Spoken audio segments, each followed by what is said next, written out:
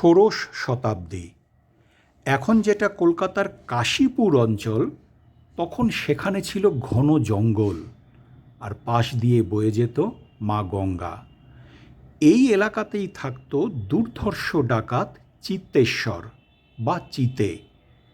সে কেবল পদানত ছিল একজনের কাছে, তার আরাধ্য দেবী মা দুর্গা। চিত্তেশ্বরের কারণেই মায়ের নাম হয় চিত্তেশ্বরী। বর্তমানে কাশীপুরে গান অ্যান্ড শেল ফ্যাক্টরির ঠিক পাশেই মা চিত্তেশ্বরীর এই মন্দির। চিতে ডাকাত গঙ্গার জলে একটি নিমকাঠ পেয়েছিলেন, সেটি দিয়েই তিনি মায়ের মূর্তি গড়েন। এরপর গঙ্গা দিয়ে অনেক জল গড়িয়েছে, ডাকাতের মৃত্যু হয়েছে, মা রয়ে গিয়েছিলেন ওই জঙ্গলেই। এর অনেক দিন পর ১৬১০ খ্রিস্টাব্দে জমিদার মনোহর ঘোষ মায়ের মন্দির প্রতিষ্ঠা করলেন। বলা বাহুল্য, সেই মন্দিরও আজ আর নেই। কালের নিয়মেই তা ধ্বংস হয়ে গেছে, তৈরি হয়েছে নতুন মন্দির, কিন্তু রয়ে গেছে মায়ের সেই বিগ্রহ। এই দেখুন,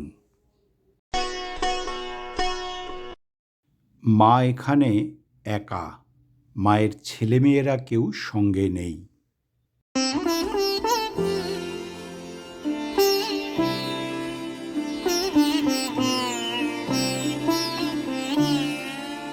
কিংবদন্তি, সাধক রামপ্রসাদ সেন এই গঙ্গায় নৌকো করে যাওয়ার সময় গান গাইছিলেন, আর মা চিত্তেশ্বরী কান খাড়া করে সেই গান শুনছিলেন। এর ফলে দেখা গেল মায়ের মাথা ঈষৎ ডান দিকে হেলে গেছে। বাস্তব ঘটনা হলো, মায়ের মূর্তি খুব ভালো করে লক্ষ্য করলে দেখা যায় মাথা সত্যি ডান দিকে ঈষৎ হেলানো।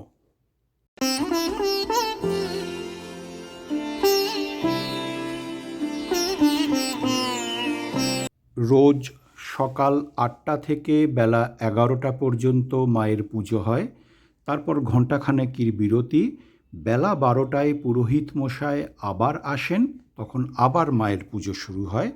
এরপরে মন্দির আবার খুলবে বিকেল ৫টায়, রাত ৯টা পর্যন্ত খোলা থাকে।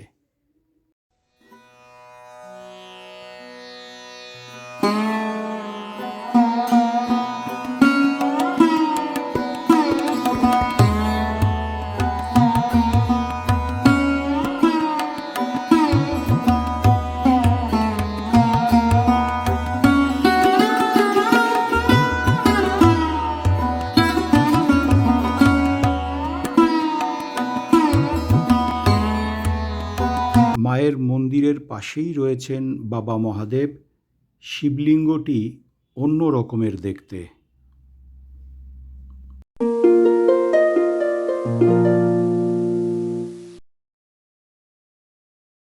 রয়েছেন মা শীতলা। মন্দিরে ঢুকতেই রাধাকৃষ্ণ। ১৬১০ খ্রিস্টাব্দে কলকাতার উত্তরভাগে কাশীপুরে মা চিত্তেশ্বরী মন্দিরে প্রতিষ্ঠিত হলেন, আর ১৬১০এই কলকাতার দক্ষিণ ভাগে বরিশায় সাবর্ণ পরিবারের মাধ্যমে সাড়ম্বরে সপরিবারে মা দুর্গার পূজা শুরু হলো। মা যেন কলকাতা শহরটিকে আগলে রাখবেন বলে ১৬১০ স্বর্গ থেকে নেমে এলেন।